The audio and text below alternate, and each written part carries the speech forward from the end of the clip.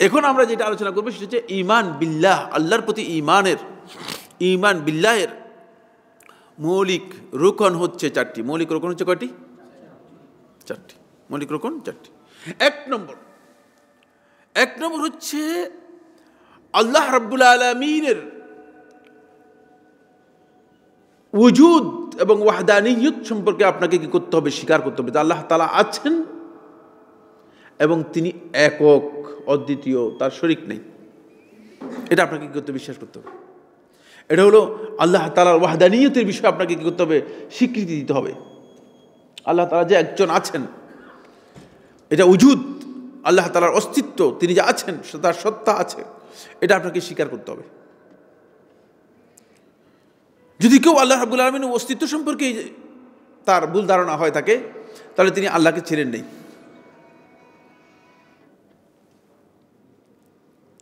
যদিও আল্লাহ সুবহানাহু ওয়া তাআলা নবী এবং রাসূলদেরকে কিন্তু এই জন্য পাঠান নাই।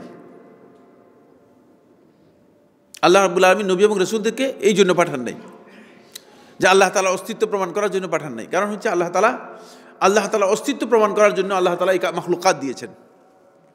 ডান দিকে তাকান, বাম দিকে তাকান, যেদিকে তাকান আল্লাহ তাআলা মাখলুকাত দেখলে আপনি বুঝতে পারবেন যে এই সৃষ্টির স্রষ্টা ছাড়া সৃষ্টি হয় কিনা? হয় না। এতটুকু বিবেক যদি না থাকে তাহলে আপনি আল্লাহ সম্পর্কে পরিচয় লাভ করতে পারবেন না। এই জন্য আল্লাহ রাব্বুল আলামিন নবী এবং রাসূলকে একজনকে পাঠান নাই এ কথা বলার জন্য যে আল্লাহ তাআলার অস্তিত্ব প্রমাণ করব না। এটা নবী এবং রাসূলদের কাজ নয়।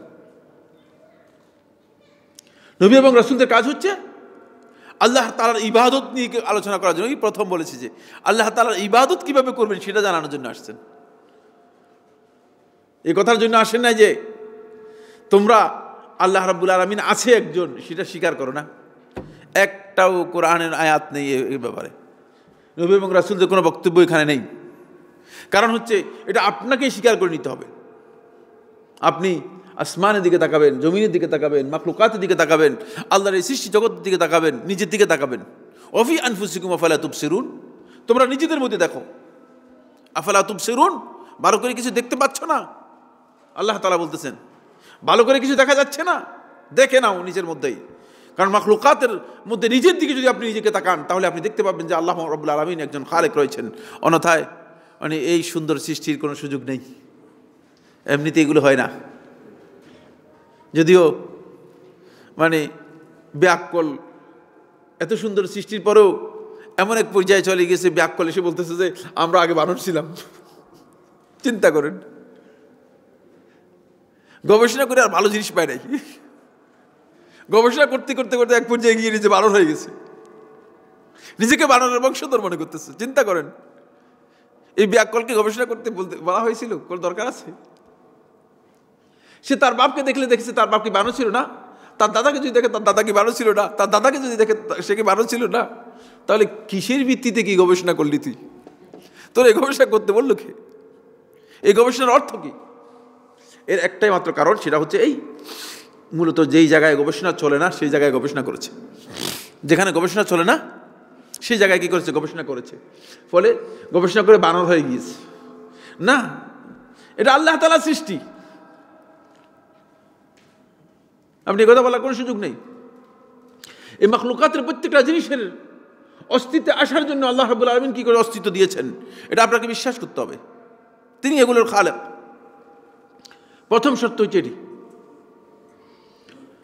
অন্যথায় এই মাখলুকাত সৃষ্টি হতো না। আল্লাহ রাব্বুল আলামিন সৃষ্টি করেছেন বলেই সৃষ্টি হয়েছে। এটা হলো আল্লাহ তাআলা সম্পর্কে আল ঈমান বিল্লাহের প্রথম পয়েন্ট, প্রথম রুকন। যদি আল্লাহ তাআলার অস্তিত্বকে কেউ অস্বীকার করে তাহলে সে ব্যক্তি কাফের, বেঈমান। আর আল্লাহ তাআলার অস্তিত্বের ব্যাপারে মূলত নাস্তিকদের আগমনের আগে এই পৃথিবীতে কেউ আল্লাহ তাআলার অস্তিত্বের ব্যাপারে প্রশ্ন উত্থাপন করেনি। পৃথিবীর ইতিহাসে আল্লাহর অস্তিত্বের ব্যাপারে কেউ প্রশ্ন উত্থাপন করেনি। নাস্তিকরাই সর্বপ্রথম আল্লাহ তাআলার অস্তিত্বের ব্যাপারে প্রশ্ন উত্থাপন করেছে। এর আগে আল্লাহ তাআলার অস্তিত্বের ব্যাপারে এত প্রশ্ন ছিল না।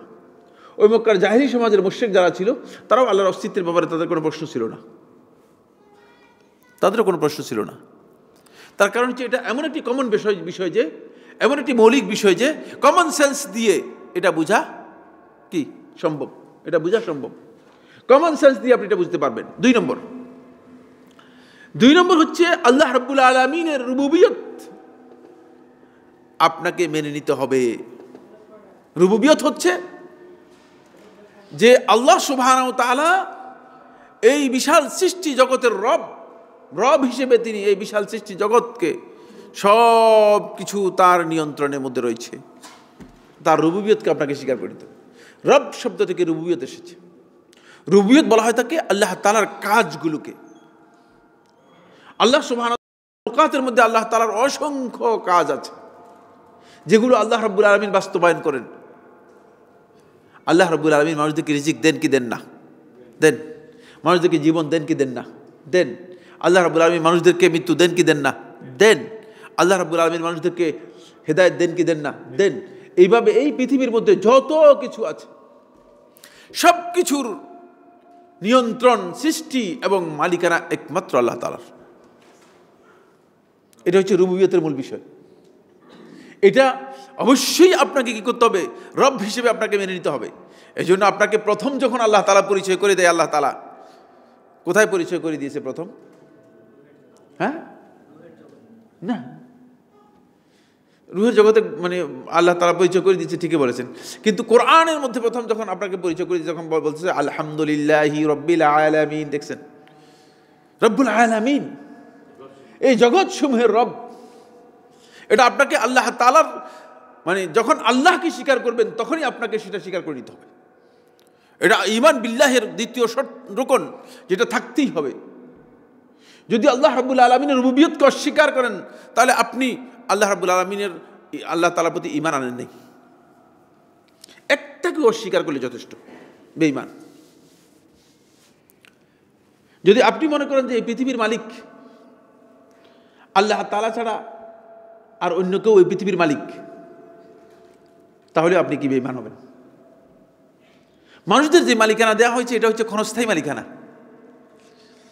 শুধুমাত্র আপনি কিছু ভোগ করতে পারবেন, এরপর আপনি এটা ছেড়ে চলে যাবেন। যদি সন্তান সন্ততি থাকে তাহলে সন্তানরা ভোগ করবে, আর সন্তান না থাকলে অন্য লোক এসে আল্লাহ তাআলা বসায় দিবে। আপনি অস্থির হওয়ার কোনো কারণ নাই। আপনি চলে গেলে যে চলবে না, এটা মনে করেন না। আমাদের অনেক লোক আছে, বাপসাপটা এমন দেখায়, অবস্থা এমন, মনে হয় যেন তিনি না থাকলে পৃথিবী অচল হয়ে যাবে। না, কিচ্ছু হবে না। পৃথিবীর সবগুলো মানুষ চলে গেলেও আবার আল্লাহ রাব্বুল আলামিন চালু করে দিবেন, কারণ মালিক এর দায়িত্ব বহন করবে। এটা আপনার আমার দায়িত্ব না। এই কারখানার মূল মালিক হচ্ছেন তিনি, যিনি কারখানা পরিচালনা করেন। এই পৃথিবীর যা কিছু আছে সব কিছু নিয়ন্ত্রণ আল্লাহ তাআলার কাছে। এখানে কোনো ব্যক্তির কোনো কর্তৃত্ব নেই, কেউ কিছু করার মতো ক্ষমতা রাখে না। তিনি যেটা মনে করেন সেটাই করবেন। এটা আমাদের বিশ্বাস করতে হবে, এটা আমাদের ঈমানের সাথে জড়িত বিষয়। অনেকে আছে এমন এই ধারণা করে থাকেন যে মনে হচ্ছে যেন মানে কেউ কেউ পরিবর্তন করে দেন। সুফিদের আকীদার মধ্যে আছে, সুফিরা মনে করেন যে গৌস কুতুব, তারা গৌস কুতুব আবিষ্কার করে নিয়েছে। বাংলাদেশে বেশি গৌস পাওয়া যায়, আর পৃথিবীর অন্য দেশে তো গৌস নেই। যত গৌস বাংলাদেশে এসে মানে আস্তানা গাছছে। এখানে এই সিলেট শহরে আছে কিনা আমি জানি না, ঢাকাতে তো প্রায় প্রায় রাস্তার মানে প্রত্যেক গলিতেই 1-8 জন করে গাউস পাওয়া যায়, বুঝতে পেরেছেন? চিটাংও পাওয়া যায়। হ্যাঁ, এরা হচ্ছে শয়তানের অনুচর, শয়তানের এজেন্ডাধারী। আল্লাহ রাব্বুল আলামিনের ক্ষমতার মধ্যে যদি কোনো ব্যক্তিকে আপনি মনে করেন যে সে তাসাররুফ করতে পারে, সে কোনো পরিবর্তন সাধন করার ক্ষমতা রাখে, আল্লাহর কসম আপনি কাফের, বেঈমান। আপনি বুঝেন নাই, ঈমান বুঝেন নাই, আপনার ঈমান ঠিক নেই, আল্লাহর প্রতি ঈমান নেই। এই জন্য আল্লাহ তাআলার পরিচয় সম্পর্কে না জানলে আমরা বাধ্য হয়ে যাব যে আমরা বেঈমান হয়ে যাব। আল্লাহ তাআলার পরিচয়ের সাথে জড়িত বিষয় হচ্ছে আল্লাহ তাআলার রুবুবিয়তকে আপনাকে স্বীকার করে নিতে হবে, মানতে হবে যে আল্লাহ তাআলার রুবুবিয়তের বিষয়টি এটা আপনাকে মানতে হবে। এটা হলো 2 নম্বর পয়েন্ট। 3 নম্বর পয়েন্ট যেটা, সেটা হলো আল্লাহ রাব্বুল আলামিনের ঈমানের সাথে জড়িত বিষয় হচ্ছে আল্লাহ রাব্বুল আলামিনের জন্য ইবাদত একমাত্র আল্লাহর জন্য হবে, আর কারোর জন্য ইবাদত হবে না। এটাকে বলা হয় থাকে উলুহিয়ত। আল্লাহ তাআলা উলুহিয়তের আপনাকে স্বীকার করতে হবে। আল্লাহ রাব্বুল আলামিনের রুবুবিয়তের সাথে উলুহিয়তের স্বীকার যদি কোনো ব্যক্তি না করে, ইবাদত যদি আল্লাহ তাআলা ছাড়া অন্য কারোর জন্য করে, তাহলে সে ব্যক্তি বেঈমান, মুশরিক। ঈমান বিল্লাহের অন্যতম একটি বিষয় হচ্ছে, রুকন হচ্ছে উলুহিয়ত, একমাত্র ইবাদত একমাত্র আল্লাহর জন্য হতে হবে। যদি আল্লাহ তাআলা ছাড়া অন্য কারোর জন্য আপনি ইবাদত করেন, তাহলে আপনার ইবাদত হয়নি এবং আপনার ঈমানও হয়নি। এই জন্য ঈমান বিল্লাহের আরেকটি বিষয় হচ্ছে উলুহিয়ত, আল্লাহ রাব্বুল আলামিন উলুহিয়তের বিষয়। এটি বিস্তারিত আলোচনা আসবে, বইয়ের মধ্যে বিস্তারিত আলোচনা আসবে। উলুহিয়ত হচ্ছে বান্দার কাজ। বান্দার যত কাজ আছে, এই কাজগুলো দুই ভাগে বিভক্ত। একটা হচ্ছে ইবাদত আর একটা হচ্ছে মুআমালাত। ইবাদত হচ্ছে যেগুলো আল্লাহ রাব্বুল আলামিন করতে বলেছেন, এগুলোর তরিকা রাসূলুল্লাহ সাল্লাল্লাহু আলাইহি ওয়াসাল্লাম যেভাবে দিয়েছেন সেভাবে হতে হবে। এগুলো আমাদের মন গড়া তরিকায় হলে ইবাদত হবে না। কিন্তু মুআমালাত হচ্ছে যেগুলো মানুষ নিজেদের প্রয়োজনে, নিজেদের মাসলাহাতে করে, ইবাদত করে একমাত্র আল্লাহর সন্তুষ্টির জন্য। ব্যক্তিগত মাসলাহাতে ইবাদত হয় না। ইবাদত হয় কেন? আল্লাহর সন্তুষ্টির জন্য। আর মুআমালাত, লেনদেন যেগুলো আছে, এগুলো মানুষের প্রয়োজনে। বেচা কেনা করেন আপনি আল্লাহর প্রয়োজনে নাকি? হ্যাঁ, কি বেচা কেনা আল্লাহর প্রয়োজনে হয়? মার্কেটে দোকান খুলছেন যে আপনার, এই যে দোকান, কিসের দোকান না আপনার? আপনার তোবের দোকান। কি এটা আল্লাহর জন্য, আল্লাহর সন্তুষ্টির জন্য না? এটা আল্লাহর সন্তুষ্টির সাথে জড়িত, এটা হচ্ছে টাকা ইনকাম করার জন্য। বুঝতে পেরেছেন কিনা? দুনিয়ার যত কাজ আছে সবগুলো ব্যক্তির মাসলাহাত, ব্যক্তির স্বার্থের সাথে জড়িত বিষয়। এগুলো নিজের স্বার্থের সাথে জড়িত হওয়ার কারণে এগুলোর পদ্ধতিও আমি দোকান খুলবো, এখন দোকানের মধ্যে কি লাইট দিব না, অন্ধকার রাখবো, কি করবো, এটা আমার দায়িত্ব। কিন্তু ইবাদতের মধ্যে ডেকোরেশন কার? রাসূলের। রাসূল যেভাবে ডেকোরেশন দিয়েছেন, রাসূল যেভাবে সিস্টেম দিয়েছেন, রাসূল যেভাবে করতে বলেছেন, ঠিক সেভাবেই ইবাদত হতে হবে। কিন্তু মুআমালাতের মধ্যে সেটা নেই। মুআমালাতের মধ্যে আপনার মাসলাহাতে আপনি দেখবেন যে কোনটা বেচা কিনা ভালো হলে বলবেন যে লাইটিং করো, অনেক লাইটিং করবো। সেটা নির্ভর করছে আর ব্যক্তির স্বার্থের সাথে জড়িত বিষয়। কিন্তু সেখানে আল্লাহ রাব্বুল আলামিন তার পক্ষ থেকে কিছু নীতিমালা দিয়েছেন। সেই নীতিমালা আপনাকে কি করতে হবে? অনুসরণ করতে হবে। কারণ বান্দা হওয়ার কারণে আপনি নীতিমালা থেকে, আল্লাহর বিধান থেকে আউট হতে পারবেন না। আউট হতে পারবেন কিনা? আপনি ইচ্ছাকৃতভাবে আল্লাহর বান্দা হতে হবে, অনিচ্ছাকৃতভাবে আল্লাহর বান্দা থাকতে হবে। ইচ্ছাকৃত হচ্ছে আল্লাহর বিধানগুলো মেনে নিয়ে আপনি বান্দা হবেন। যেটা হারাম করেছে, সুদ হারাম, হালাল করতে পারবেন কিনা? মদ হারাম, হালাল করতে পারবেন কিনা? না। অনুরূপভাবে জেনা ব্যভিচার হারাম, এটা হালাল করার বৈধতা আছে কিনা? না। এটা আপনি ইচ্ছাকৃতভাবে যে আল্লাহর বান্দা হওয়ার কারণে যে বিষয়গুলোকে আল্লাহ সুবহানাহু ওয়া তাআলা হারাম করেছেন, সেই হারামগুলোকে কি করতে হবে? আপনাকে অবশ্যই পরিহার করতে হবে, বান্দা হতে হবে। অনিচ্ছাকৃতভাবে কি? অনিচ্ছাকৃতভাবে হচ্ছে যেখানে আপনার ইচ্ছা নেই কিন্তু বাধ্য, আপনি বাউন্ড। যেমন আপনাকে খেতে হবে, আপনাকে পান করতে হবে, আপনাকে আপনার শারীরিক চাহিদা পূরণ করতে হবে ইত্যাদি। এগুলো আপনি বাধ্য, বাউন্ড, এভাবে আপনাকে করার জন্য বলা হয়েছে। সেগুলোর ক্ষেত্রে আপনি আল্লাহর বান্দা। সুতরাং এই সব ক্ষেত্রে আল্লাহ তাআলা কিছু কোড দিয়েছেন, কিছু বিধান দিয়েছেন। সে কোডগুলো যারা মেনটেন করবে তারা হচ্ছে বান্দা। এগুলোর জন্য ইবাদতের বিধান প্রযোজ্য নয়। যদি আল্লাহর কোডটাকে আপনি পালন করে থাকেন তাহলে ইবাদতের সওয়াব পাবেন, আর আল্লাহর কোডটা যদি অনুসরণ না করে থাকেন তাহলে ইবাদতের সওয়াব পাবেন না। আল্লাহর আনুগত্য হয় নাই, ইবাদতের সওয়াব পাবেন না। কিন্তু ইবাদতের ডিজাইন, ইবাদতের প্রকৃতি, ইবাদতের ধরন, ইবাদতের সিফাত আল্লাহ রাসূল সাল্লাল্লাহু আলাইহি ওয়াসাল্লাম যেভাবে দিয়েছেন ঠিক সেভাবে হতে হবে। এর বাইরে কোনো ইবাদত হয় না। এর বাইরে কি হয় না? কোনো ইবাদত হয় না। এটা হলো 3 নম্বর পয়েন্ট ঈমান বিল্লাহের মধ্যে। অবশ্যই আল্লাহ রাব্বুল আলামিনের কি করতে হবে? আল্লাহ রাব্বুল আলামিন উলুহিয়তের বিষয় স্বীকৃতি দিতে হবে। 4 নম্বর পয়েন্ট হচ্ছে যেটা, সেটা হলো এই যে আল্লাহ তাআলার পরিচয়, তার নাম ও গুণাবলী, এগুলো আল্লাহ তাআলা যেভাবে বলেছেন সেভাবে কি করতে হবে? মেনে নিতে হবে। এগুলোর মধ্যে আপনার নিজের কোনো কিছু এখানে দেয়ার নেই। আল্লাহ তাআলার পরিচয় আল্লাহ তাআলা যেভাবে দিয়েছেন সেভাবে দিতে হবে। আমার মন মতো আল্লাহর পরিচয় দিলে চলবে না। আরেকজনের মন মতো আল্লাহর পরিচয় দিলে চলবে না। আল্লাহ তাআলার নাম গুণাবলী যেভাবে আল্লাহ তাআলা বর্ণনা করেছেন সেভাবে থাকবে। এখন অনেক লোক আছে, কেউ আল্লাহ তাআলার কিছু গুণাবলী সাব্যস্ত করেন, কিছু গুণাবলী সাব্যস্ত করেন না। এটি ঈমান বিল্লাহের পরিপন্থী, ঈমান বিল্লাহের পরিপন্থী।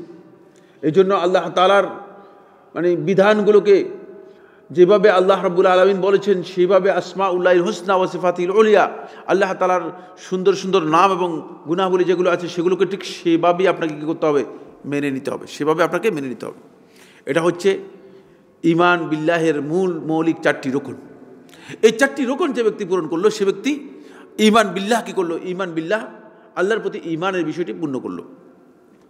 এই 4টি রুকনের মধ্যে মৌলিকভাবে তৌহিদের 3টি প্রকার আসে। মৌলিকভাবে তৌহিদের 3টি প্রকার আসে। 1 নম্বর তৌহিদের প্রকার হচ্ছে তৌহিদুর রুবুবিয়্যাহ, 2 নম্বর হচ্ছে তৌহিদুল উলুহিয়্যাহ, 3 নম্বর হচ্ছে তৌহিদুল আসমা ওয়া সিফাত। এটা হচ্ছে তৌহিদের প্রকারভেদ। এই 3টিই মূলত ঈমান বিল্লাহ, আল্লাহর প্রতি ঈমানের সাথে জড়িত মৌলিক বিষয়। ফলে বান্দা যদি তাওহীদের এই মৌলিক জ্ঞান না থাকে তাহলে তিনি তার জীবনে, একজন বান্দা তার জীবনকে বাস্তবায়ন করতে পারবে না। তাওহীদ জানতে হবে, তাওহীদুর রুবুবিয়্যাহ কী জিনিস, তাওহীদুল উলুহিয়্যাহ কী জিনিস, তাওহীদুল আসমা ওয়া সিফাত কী জিনিস। অনেকে আছে তাওহীদের শব্দার্থ জানে না। আল্লাহ রাব্বুল আলামিনকে তার যেই সমস্ত বিশেষত্ব রয়েছে, তার যেই সমস্ত বৈশিষ্ট্য রয়েছে এবং আল্লাহ সুবহানাহু ওয়া তাআলার যেই সমস্ত মৌলিক হুকুক বা দাবি রয়েছে, এগুলোর ক্ষেত্রে আল্লাহ তাআলাকে একক, অদ্বিতীয় এবং লা শরীক সাব্যস্ত করার নাম হচ্ছে তাওহীদ। একক সাব্যস্ত করতে হবে এবং তিনি ছাড়া আর কেউ আছেন এটা সাব্যস্ত করার কোনো সুযোগ নেই। যদি আপনি আল্লাহ তাআলাকে বলেন যে ঠিক আছে আল্লাহও আছে, সাথে আরেকজনও আছে, তাহলে এটা সাব্যস্ত হলো না। এবং তার কোনো শরীক নেই, এটা আপনাকে কি করতে হবে? সাব্যস্ত করতে হবে। এটা হচ্ছে তাওহীদের মূল কথা। এই তাওহীদের মূলত প্রকার হচ্ছে 3টি। তাওহীদুর রুবুবিয়্যাহ হচ্ছে আল্লাহ রাব্বুল আলামিন রুবুবিয়তের ব্যাপারে তাওহীদ। রুবুবিয়ত হচ্ছে আল্লাহ তাআলার কাজগুলো। 3টি মৌলিক বিষয়কে রুবুবিয়তের মূল অংশ হিসেবে ধরা হয় থাকে। কেউ কেউ 4টি বলেছেন, কেউ কেউ 4টি বলেছেন। 1 নম্বর হচ্ছে খালক, সৃষ্টি। এই মাখলুকাতের যত জিনিস আছে সব কিছুর স্রষ্টা আল্লাহ তাআলা। এটা রুবুবিয়তের মূল বিষয়, মৌলিক বিষয়।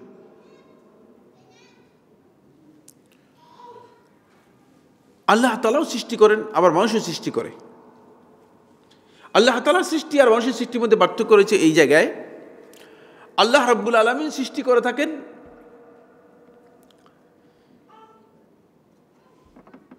কোনো বস্তুহীন অনস্তিত্ব থেকে অস্তিত্বে নিয়ে আসেন। যেটার কোনো অস্তিত্ব নেই সেটাকে অস্তিত্বে নিয়ে আসেন। যেমন আদমের আগে অস্তিত্ব ছিল কিনা? হ্যাঁ, ছিল না। আল্লাহ তাআলা কি করেছেন? অস্তিত্বে এনেছেন। আল্লাহ তাআলার সৃষ্টি হচ্ছে ইজাদুশ শাইই মিনাল আদম, নাথিং থেকে কোনো জিনিসকে থিং এ পরিণত করা, এটা হচ্ছে আল্লাহ তাআলার সৃষ্টি। অস্তিত্বহীন থেকে কোনো জিনিসকে অস্তিত্বে আনয়ন করা, এটা হচ্ছে আল্লাহ তাআলার সৃষ্টি। আর মানুষের সৃষ্টি হচ্ছে, মানুষের দিকে সৃষ্টিকে সম্পৃক্ত করা হয় থাকে। মানুষের সৃষ্টি হচ্ছে ইজাদুশ শাইই মিনাশ শাই, একটি জিনিস থেকে আরেকটি জিনিসকে কি করা? সৃষ্টি করা। আপনি মাটিকে এক্সারসাইজ করে তারপরে আগুনে পোড়াইয়া এরপর ইট বানালেন, এটা আপনি সাইজ করছেন। কিন্তু সৃষ্টিটা কার? আল্লাহর সৃষ্টি। মাটি যদি না থাকতে পারতেন, লোহা যদি না থাকতো, তাহলে আপনি তরবারি তৈরি করতে পারতেন, বন্দুক তৈরি করতে পারতেন না। সুতরাং এই সৃষ্টিগুলোকে কি করেছেন? আপনি অস্তিত্বে এনেছেন। সৃষ্টি জিনিসকেই সৃষ্টিতে আবার রূপান্তরিত করেছেন। এটা হচ্ছে মানুষের সৃষ্টি। কিন্তু আল্লাহর সৃষ্টি এমন নয়। আল্লাহর সৃষ্টি হচ্ছে অস্তিত্বহীন থেকে অস্তিত্বে আনা। হ্যাঁ, আদম থেকে তিনি যেটা নাই সেখান থেকে কি করছেন? অস্তিত্বে আনেন। এই জন্য আল্লাহ তাআলা সৃষ্টিকে অবশ্যই স্বীকার করতে হবে। মাখলুকাতের কোনো জিনিস কিছুই অস্তিত্বে ছিল না। হাল আতা আলাল ইনসানি হিনু মিনাদ দাহরি লাম ইয়াকুন শাইআন মাযকুরা, কিছুই ছিল না মাখলুকাতের।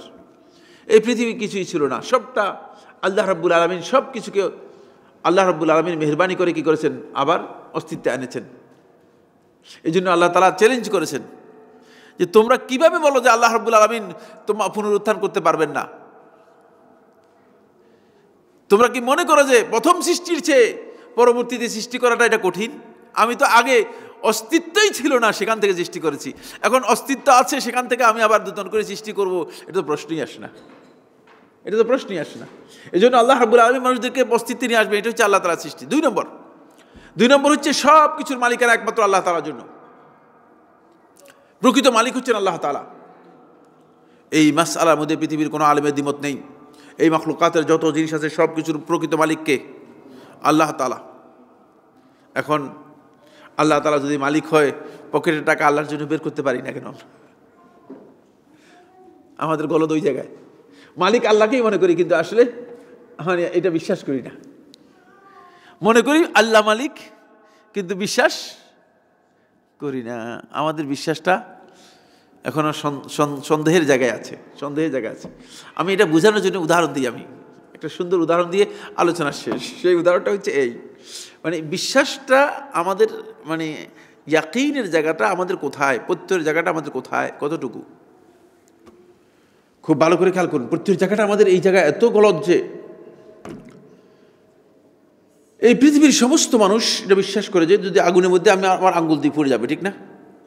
এখন যদি এখানে আগুন জ্বালায় আর তারপর আমি আঙ্গুল দিই, তার কি পুড়বে কি পুড়বে না? পুড়বে। এখন আমি আপনারা সহ সবাই ওই উনাকে বললাম যে ভাই আপনি আগুনের মধ্যে আঙ্গুল দেন, আমরা বলতেছি পুড়বে না, সবাই বললাম, বিশ্বাস করবে তো? প্রত্যেক জায়গাটা দেখেন, বলবে যে ভাই আপনারা যদি এই মানুষগুলো মরিও বলে যান তাহলে বিশ্বাস করবো না। প্রত্যয়ের জায়গা হচ্ছে এটা হচ্ছে প্রত্যয়ের জায়গা, বুঝতে পেরেছেন?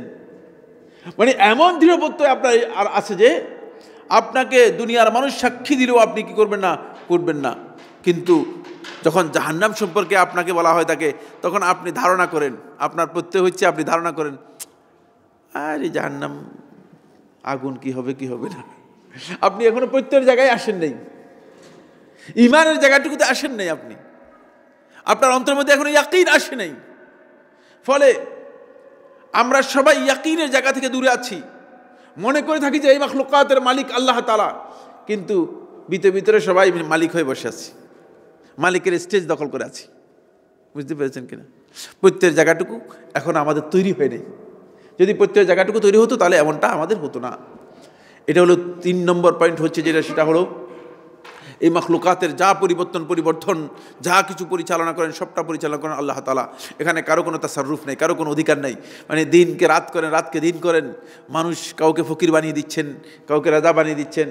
এই বেচারা সারা জিন্দেগি হয়তো ইউনিয়ন পরিষদের চেয়ারম্যানও হতো না নির্বাচন করলে, দেশের প্রধান উপদেষ্টা প্রধানমন্ত্রী হয়ে গেছে। দেখছেন, নির্বাচন করলে ইউনিয়ন পরিষদেরও কি হতো না, চেয়ারম্যানও হতো না। বুঝতে পেরেছেন? দেখছেন, কাকে কি বানাবেন এটা তিনিই বানান। এই বিশ্বাস যদি আপনার মধ্যে না থাকে তাহলে আপনার ঈমান কি হলো না? আপনার ঈমান হলো না। এটা হচ্ছে মৌলিক বিষয়।